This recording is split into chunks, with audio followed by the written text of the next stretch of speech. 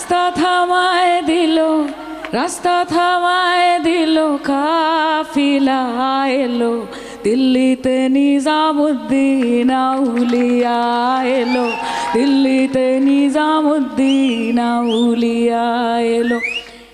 খুব বেশি সময় আমি নেব না, তার কারণ আজকে আমি নিজে শওকত মোল্লার বক্তব্য শুনতে এসেছি এবং আজকে এই মঞ্চ থেকে আপনারা যেমন অনুপ্রেরণা নিয়ে ফিরবেন, ঠিক সেরমভাবেই আগামী 2026-এর বিধানসভাকে মাথায় রেখে আমিও অনুপ্রেরণা নিয়ে ফিরব যে পরের বার যখন আবার আমি ভাঙড়ে আসব তখন শওকতদা আমাদেরকে কি কর্মসূচি দেবে তার দিকে আমরা সবাই লক্ষ্য রাখবো এবং এগিয়ে যাব। কাজে আমার কাছেও আজকে এটা একটা রাজনৈতিক কর্মী সম্মেলন, যেখানে সায়নী ঘোষ আপনাদের সাংসদ আজকে একজন আপনাদের মতোই কর্মী, এবং আপনারা আজকে যেই নির্যাস এখান থেকে নিয়ে যাবেন সেই নির্যাস নিয়ে আমি আমার বাড়িতে ফেরত যাব। আমি সবার আগে ধন্যবাদ জানাচ্ছি শওকতদাকে, এবং তার আগে আমি ওনার কাছে ক্ষমা প্রার্থী, কারণ এর আগেও একটি প্রোগ্রাম ছিল এবং আমার আসার কথা ছিল সেদিন, কিন্তু পারিবারিক কিছু দুর্ঘটনার জন্য শেষ মুহূর্তে আমাকে প্রোগ্রামটি ক্যান্সেল করতে হয়।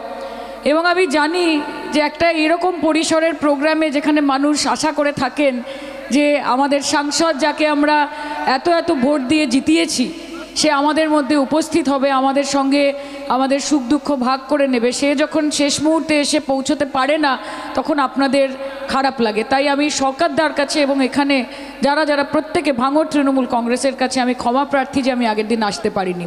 কিন্তু এইটুকু মনে রাখবেন যে সায়নী ঘোষ হিল্লি দিল্লি ভারতবর্ষ বিদেশ যেখানেই থাকুক না কেন তার মন সবসময় পড়ে থাকে যাদবপুর লোকসভায়, তার মন পড়ে থাকে যাদবপুরে, বারুইপুরে, ভাঙড়ে, সোনারপুরে, টালিগঞ্জে। এবং আমি আপনাদের কাছে যখন আসি আমার মনে হয় যে আমি বাড়ি ফিরেছি, সেই আরামটুকু আমি অনুভব করি। কাজে নিজেদের জন্য একটা জোরে হাততালি দিন, কারণ আপনারা যদি না থাকতেন তাহলে আমরা এই মঞ্চতে থাকতে পারতাম না। আমাদের নেত্রী বলে যে আমার কর্মীরা হচ্ছে আমার শিরদাঁড়া, তারা হচ্ছে আমার ব্যাকবোন, আমার সংগঠন হচ্ছে আমার শক্তি। এবং যতদিন তৃণমূল কংগ্রেসের নেতা মন্ত্রীদের কথা আমি ভাবি না, কিন্তু যতদিন মমতা বন্দ্যোপাধ্যায়ের সাথে তার কর্মীরা রয়েছে ততদিন তৃণমূল কংগ্রেস থাকবে। কাজে সেই জন্য আমরা আপনাদের লিডার নই, আপনারা আমাদের লিডার। আপনারা আছেন বলে আমরা এগিয়ে চলার শক্তি পাই। আমার অনেক পছন্দের একটা গান আমি বসে বসে গুনগুন করছিলাম, অনেকদিন পরে আমি শুনলাম। রাস্তা থামায় দিল, রাস্তা থামায় দিল, কাফিলা এলো দিল্লিতে, নিজামুদ্দিন আউলিয়া এলো দিল্লিতে, নিজামুদ্দিন আউলিয়া এলো। পরের বার গানটা পুরোটা শিখে আসবো, আপনাদেরকে শোনাবো, কথা দিলাম। আপনারা ভালো আছেন তো? জোরে বলুন। আপনারা খুশি তো? আপনারা বুঝতে পারছেন তো যে আমি কি বলছি আপনাদের? দেখুন, আজকে এই মঞ্চে অনেকে দাঁড়িয়ে বলছিলেন যে সায়নীদি দিল্লিতে গিয়ে বক্তব্য রাখেন, শক্তিদা বললেন। আমি অনেক কৃতজ্ঞ শক্তিদার কাছে, কৃতজ্ঞ কারণ শক্তিদাকে আমি মনে করি না যে উনি আমাদের প্রবীণ নেতা, আমি মনে করি উনি আমাদের নবীন নেতা। এবং শক্তিদা যেই রকমভাবে যেভাবে দৌড়ঝাঁপ করে এখন অবধি সংগঠন সামলাচ্ছেন, সত্যি আমাদের অনেক কিছু শেখার আছে। এবং যেই ভালোবাসা, যেই আবেগ নিয়ে উনি দলের জন্য কথা বলেন, দলের জন্য লড়াই করেন, সেই আবেগ থেকে যুবদের অনেক কিছু শেখা আছে, আমি শিখি। শক্তিদা বলছিলেন, আরও অনেকে বলছিলেন যে দিদি দিল্লিতে গিয়ে বক্তব্য রেখেছেন, ভালো, আমরা গর্ববোধ করি যে নরেন্দ্র মোদীর চোখে চোখ রেখে দিদি ভাঙড়ের মানুষ তথা যাদবপুরের মানুষের জন্য লড়াই করে। কেন করি জানেন? কারণ আমি জানি যে আপনারা এখানে রয়েছেন, আপনারা দেখছেন যে যেই মেয়েটাকে আমরা জিতিয়ে, যে আমাদেরকে এত স্বপ্ন দেখিয়ে, এত আশা দিয়ে আমাদের কাছ থেকে লক্ষ লক্ষ ভোট নিয়ে দিল্লি গেল, সে তার কথা রাখতে পেরেছে কিনা। আমি কথা দিয়ে কথা রাখি, কারণ আমি তৃণমূল কংগ্রেস করি। আমার নেতা অভিষেক বন্দ্যোপাধ্যায়, আমার নেত্রী মমতা বন্দ্যোপাধ্যায়, তারা শুধু কথা বলে না, তারা শুধু প্রমিস করে না, তারা কথা দিয়ে কথা রাখে। এবং দিল্লিতে গিয়ে তো বলতে হবে, क्योंकि अपने इलाके में तो कुत्ता भी शेर होता है, अपने इलाके में तो कुत्ता भी शेर होता है। সেটার উদাহরণ তো আপনারা দেখেছেন। এখানে তো লোকজন অনেক বড় বড় হাবভাব নিয়ে নিজেদেরকে বড় বড় নেতা বলে বহুদিন ধরে ঘুরে বেড়াচ্ছিলেন, দেখেছেন তো।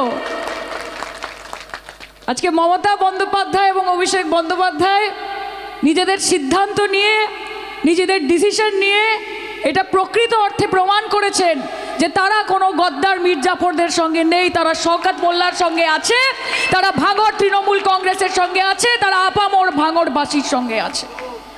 আজকে যারা চায় যে ভাঙড়ে অশান্তি সৃষ্টি হোক, যারা চায় যে ভাঙড়ের ছোট ছোট বাচ্চাদের হাতে গোলা বন্দুক উঠে যাক, বোম উঠে যাক, যারা চায় যে ভাঙড়ের মা বোনেরা অশান্তিতে থাকুক, তাদের জামানত বাজেয়াপ্ত আপনাদেরকে করতে হবে এবং তাদেরকে বেছে নিতে হবে যারা ভাঙড়ে শান্তি এবং শৃঙ্খলা আনছে, যারা চাইছে যে ভাঙড়ে উন্নয়ন হোক, যারা ভাঙড়ে আলোর ব্যবস্থা করছে, রাস্তার ব্যবস্থা করছে, জলের ব্যবস্থা করছে, পাকা বাড়ির ব্যবস্থা করছে, এবং সেটা কোনো আইএসএফ নয়, তার নাম তৃণমূল কংগ্রেস। তৃণমূল কংগ্রেস, তৃণমূল কংগ্রেস।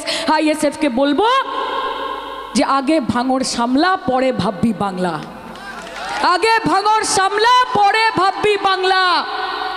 একটা তো সিট আছে, একটা তো সিট আছে। 2026-এ দেখবেন ওটাও মাইনাসে চলে গেছে, ওটাও মাইনাসে চলে গেছে। কোনো সিপিএম, কোনো কংগ্রেস, কোনো বিজেপি আপনার দুর্দিনে, সরি আজান হচ্ছে, আমি একটু কিছুক্ষণ বন্ধ রাখছি। বলুন না রে,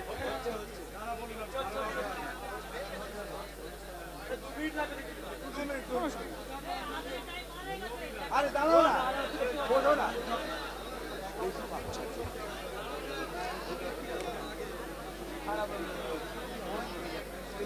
একবার পরে কোনো অসুবিধা নেই, না এক মিনিট পরে বলবো। আর কত ছবি তুলবি, একটাই তো মানুষ।